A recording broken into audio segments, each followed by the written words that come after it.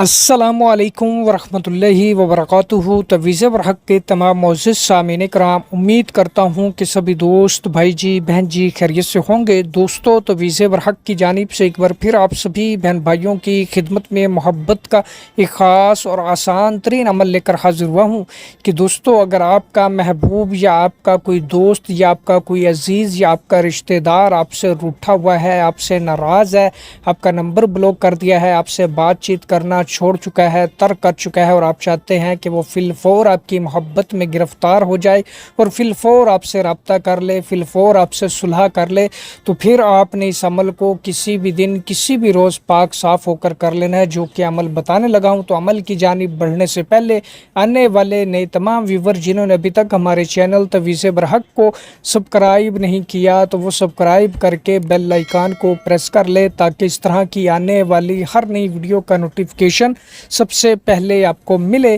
तो दोस्तों, बढ़ते हैं अब इस अमल की जानिब के दोस्तों, आप किसी भी दिन पाक साफ होकर सफ़ेद कोरे कागज़ के ऊपर काली रोशनाई काली स्याही की मदद से ऐसे ही हू बहू दो तिलिस्म बना लें, जैसा कि मैं आपको स्क्रीन के ऊपर दिखा रहा हूँ।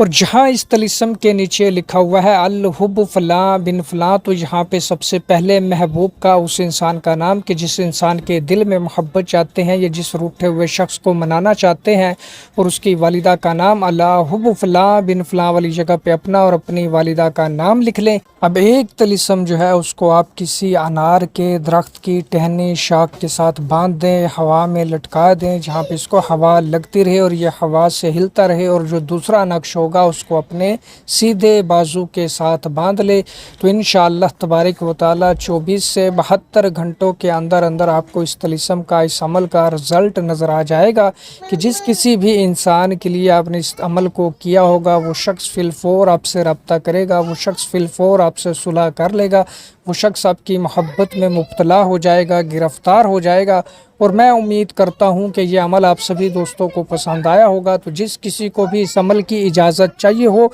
तो वीडियो को लाइक करके कमेंट बॉक्स में जज़ाकल्लाह लिख दे, तो उसे इस अमल की इजाज़त हो जाएगी।